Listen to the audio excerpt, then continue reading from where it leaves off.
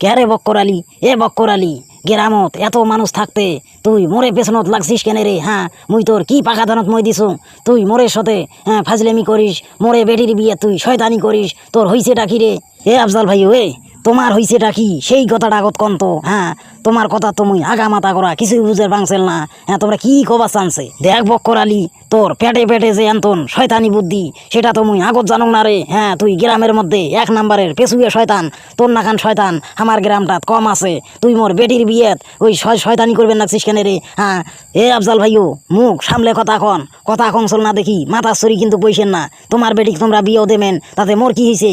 মোর খেয়া দেয়া কাম নাই। তোমার বেটির বিয়েত মুই শয়তানি করিম? হ্যাঁ, মুই নিজের খেয়া মামার গরু চড়াইম নাকি? মোর ঠেকা বসছে, মোর বালের ঠেকা বসছে।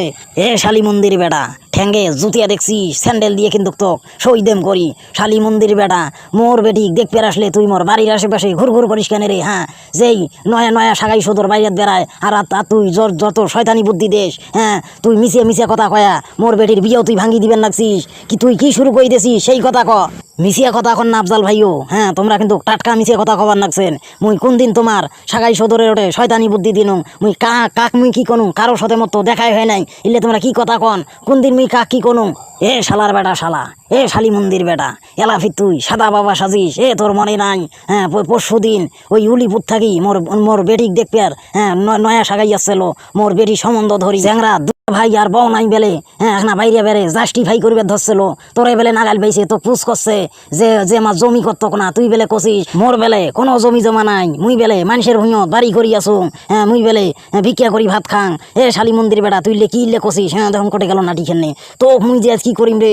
তোরা যে পেছুমি করা শয়তানি করা মানে মানুষের বিয়ে শাদির ব্যাপারে নাক গলা। হ্যাঁ, মানুষের বিয়ে ভাঙ্গি দেওয়া তোরা ভাল করে ঘুষি দেম। শালি মন্দির বেটা কটে গেল নাটি খেলনে দেখেন আফজাল ভাইও, তোমার বেটির বিয়েত কায় শয়তানি করেছে সেই দুর্নামটা তোমরা মোরে ওপর দিবেন লাগছেন। মোর খেয়া দেয়া কাম নাই। হ্যাঁ, মুই নিজের খেয়া মুই মামার গরু চড়াইম নাকি? মোর এই বালের ঠেকা পড়ছে। তোমাকে তুমি বারবার কবার লাগছো।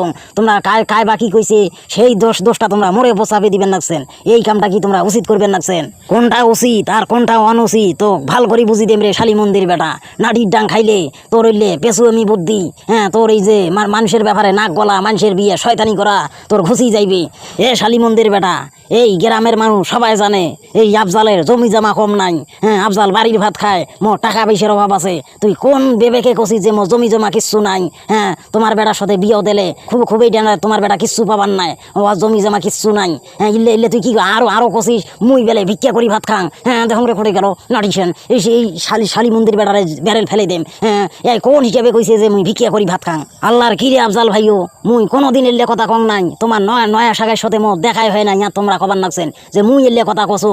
কায় বাকি কইছে সেই দোষটা তোমরা মোরে ওপর দিবেন নাকছেন। আগো জাস্টিফাই করি দেখো কাই কথাটা কইছে। হ্যাঁ, আর তোমরা খালি মোরে ওপর উল্টে দুর্নাম দিবেন নাকছেন। মোর খেয়া দেয়া কাম নাই। মুই কোন হিসাবে তোমার বেটির বিয়াত মুই শয়তানি করিম? মোরও তো বেটি আছে। অত সাদা বাবা সাজিস না তুই। মোর ওঠে সাক্ষী আছে, প্রমাণ আছে। ঘটক মুখ নিজে কইছে। হ্যাঁ, ওই যে চ্যাংরা দুলিয়া ভাই বেলে ঘটক কেন করে কইছে। আরে নামও কইছে, তোর নামের কথা কইছে। আর তুই কি প্রমাণ চাইছ রে শালি মন্দির বেটা? দেখুন করে গেল নাটি খেন। হ্যাঁ, তোর আজ ব্যারেল ফেলে দিয়ে কি হইবে? তোর আজ একেবারে তো কাজ আমি সিঁড়ি ফেলাম। মোর হাত থেকে আজ তো কাউ বাচ্চার পাবার নাই।